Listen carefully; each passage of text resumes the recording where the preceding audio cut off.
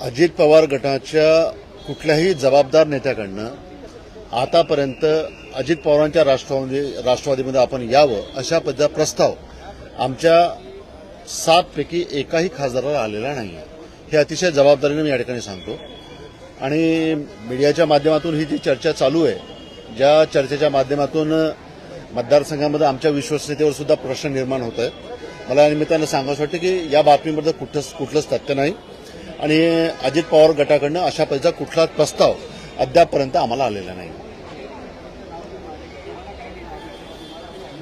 मी आता हॉटेलवर असताना मी बघितलं, त्यांनी माझ्यावर आरोप केलाय की अमर काळे आमच्या नेत्यांना भेटले।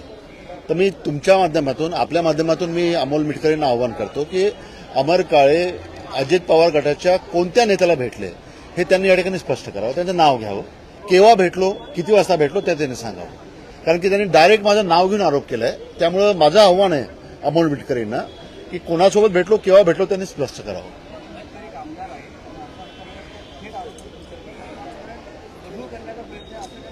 निश्चित ना, म्हणजे अमोल मिटकरी साहेबांसारख्या जबाबदार व्यक्तीकडनं अशी अपेक्षा आपण करू शकत नाही। ते अतिशय जबाबदार नेते आहेत आणि अतिशय प्रवक्ते आहेत आणि इतक्या जबाबदार व्यक्तींनी अशा पद्धतीचं वक्तव्य करणं आणि थेट एखाद्या खासदाराचं नाव घेऊन त्या ठिकाणी आरोप करणं, मला वाटतं त्यांच्या त्या पदाला ही बाब शोभणार आहे असं वाटत नाही। त्यामुळं जर त्यांनी इतकं नाव माझं स्पष्ट घेतलंच आहे तर माझं तुमच्या सर्वांच्या माध्यमातून अमोल मिटकरींना आव्हान आहे की अमर काळे केव्हा अजित पवार गटाच्या कोणत्या नेत्याला भेटले हे त्यांनी स्पष्ट करावं, केव्हा भेटले, किती वाजता भेटले आणि कोणासोबत भेटले त्यांनी स्पष्ट करावं।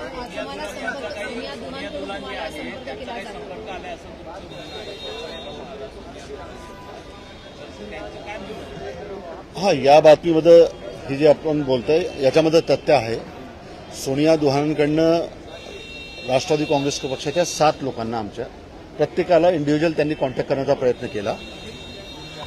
मागच्या सेशनमध्ये, मागच्या अधिवेशनामध्ये त्या प्रत्येकासोबत संपर्कामध्ये होत्या आणि पुढच्या काळामध्ये आपण अजित पवार गटासोबत गेलो पाहिजे अशा पद्धतीने त्यांनी मनधरणी करण्याचे प्रयत्न आमच्या 7 खासदारांचे केले।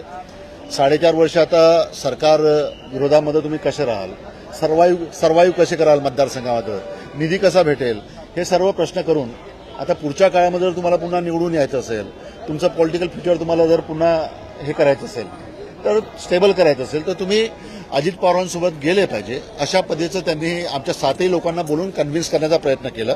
परंतु आम्ही 7ही लोकांनी त्यांचं फक्त ऐकून घेतलं, त्याच्यापेक्षा पुढचं त्याच्यामध्ये काही झालं नाही। आणि सोनिया दुहान ज्या आहेत त्या भारतीय राष्ट्रीय काँग्रेस पक्षाच्या पदाधिकारी आहेत। मला थोडं नवल हे वाटतं की भारतीय राष्ट्रीय काँग्रेस पक्षाचा पदाधिकारी अजित पवारसाहेबांच्या एनसीपी सोबत चला हा प्रस्ताव जो आमच्याकडे ठेवतोय, आमच्या 7 लोकांकडे, हा थोडा एक म्हणजे थोडं न समजणारा विषय नाही। तक्रार म्हणण्यापेक्षा जेव्हा आम्ही 8ही लोक जेव्हा सोबत बसलो काही महत्वाच्या विषयावर चर्चा करण्याकरता, त्यावेळेला या प्रश्नाच्या संदर्भामध्ये प्रत्येकाने ताईंजवळ हा विषय त्यांनी ठेवला आणि प्रत्येकाने सांगितलं की आमच्यासोबत संपर्क करण्याचा प्रयत्न चालू आहे।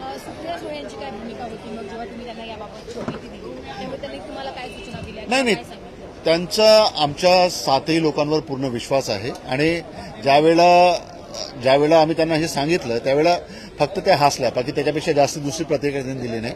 आणि त्यांच्याकडे ही सुद्धा माहिती होती की आमच्यापैकी लोकांना, आमच्या 7 लोकांना अशा पद्धतीने संपर्क काही लोक करतात ही त्यांच्याकडे माहिती होती।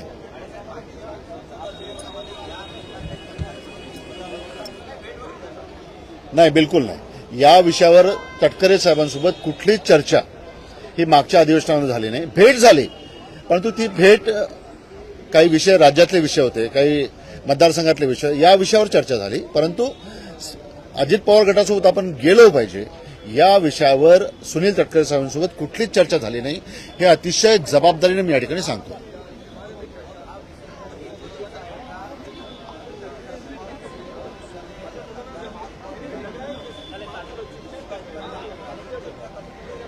आता याचं उत्तर मला आपल्याकडनं पाहिजे। हे आता म्हणजे ज्या बातमीमध्ये तथ्यच नाहीये ती बातमी इतक्या मोठ्या पद्धतीनं आज मीडियावर फोकस होत आहे, त्यामुळे मला तरी वाटतं की ज्या बातमीमध्ये तथ्य नाही त्याला फार महत्त्व देण्याची आवश्यकता नाहीये आणि अशा पद्धतीचं कुठलंच या बातमीमध्ये तथ्य नाहीये। सर, आज संजय राऊत असं म्हणाले की केंद्रामध्ये मंत्रिपद हवंय, त्यासाठी सुनील तटकरे असतील किंवा मग प्रफुल्ल पटेल असतील हे लॉबिंग करतायत आणि खासदारांना संपर्क साधतात, तर याच्यामध्ये आहे का?